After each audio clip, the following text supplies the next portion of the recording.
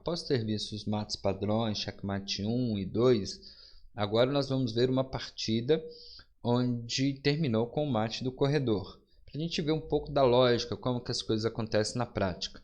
As brancas começaram com D4, domina o centro, em especial a casa E5. As pretas falaram, bom, eu também vou dominar uma importante casa, que é a casa E4, e as brancas não querem permitir esse controle. O que elas fazem? Elas jogam C4, que é o gambito da dama. Elas sacrificam esse peão temporariamente para desviar a atenção do peão das pretas. Só que as pretas falam, bom, eu não quero ceder o centro nessa situação. Por quê? Porque esses peões centrais, eles dominam muito espaço. E depois, as brancas elas poderão jogar, por exemplo, o bispo captura C4. Elas vão ter o material igual, com vantagem em espaço. As pretas falam, eu não quero capturar esse peão, eu vou jogar então E6, que agora eu posso proteger o meu peão de D5. E se peão captura e eu mantenho a proteção da casa E4, uma casa importante no centro. Seguiu cavalo C3. A ideia é pressionar em D5 e manter o controle da casa E4.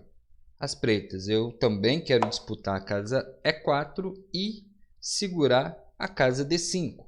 Essa é uma luta de ideias no xadrez, a luta pelo centro. E aí o branco tem que pensar, bom, nós estamos aí lutando pelas casas centrais e eu preciso fazer lances úteis de desenvolvimento. Eu tenho um objetivo. Então ele segue com o bispo G5. Ele aponta para o cavalo, ele crava o cavalo, é uma cravada relativa, porque se esse cavalo sair, o bispo captura a dama. Então o preto não vai querer entregar a dama. Porém, a gente não precisa preocupar com esse cavalo, porque nós temos o peão de G7 e temos a dama protegendo. Porém, se você quer deixar o cavalo livre para poder manter o controle da casa E4, você pode simplesmente tirar da cravada. É um lance útil? Esse é um lance útil, porque permite que as brancas escondam o rei através do roque. As brancas continuam com E3, que elas também querem continuar com o seu desenvolvimento natural da ala do rei. Cavalo de B, D7. Mantém o olhar em F6 e prepara o avanço C5. Por que não cavalo C6? Que é um lance de desenvolvimento, porém, ele estaria batendo numa tecla que está protegida, também protegida. E o peão de C7 não contribuiria em nada nessa situação. A ideia de jogar o cavalo de B-D é deixar esse peão de C7 livre para poder atormentar a vida do coleguinha que controla a casa E5. Então ele está preparando C5, ele também está lutando por espaços. É um lance digno de ser feito. Cavalo F3, desenvolve uma peça, mantém o controle da casa E5. Aqui as pretas poderiam ter feito o roque, protegido o rei e depois pensar em continuar com a sua luta por espaço.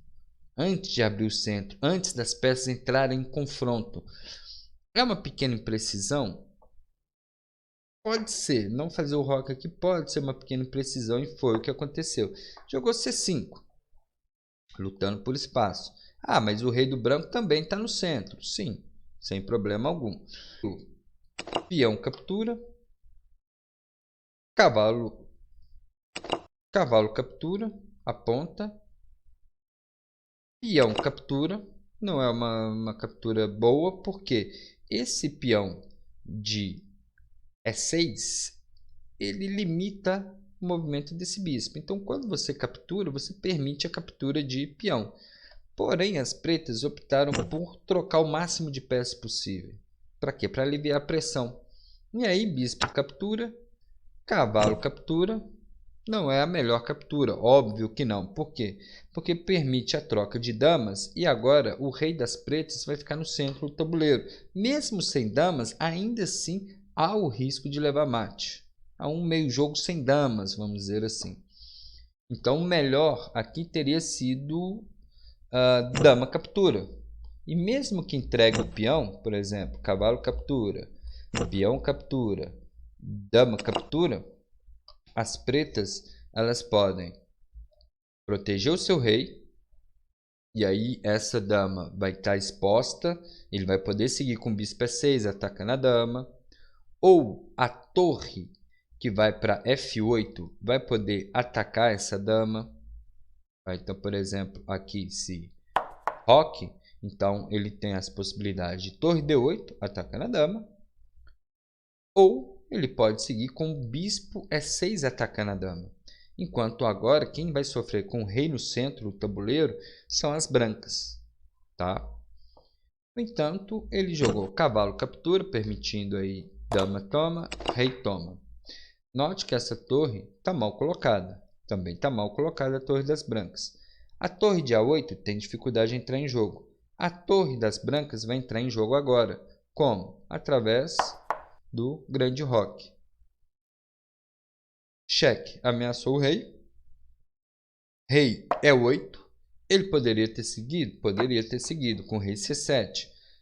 Provavelmente ele ficou com algum pesar de jogar em C7 por conta de cavalo B5 cheque, e esse rei vai sofrer um pouco mais. Objetivamente falando, teria sido melhor, mas seguiu rei E8, cavalo B5.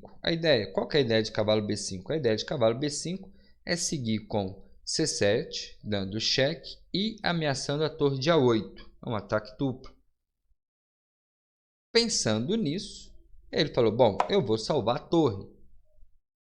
Salvando a torre, as brancas jogam e dão checkmate em 2 lances. Como?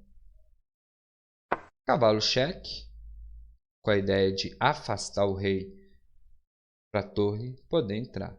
Cheque, rei F8 e agora torre D8, mate. O rei está preso no corredor. Tá? Então, mesmo sem damas, as brancas conseguiram chegar ao mate com o jogo impreciso das pretas.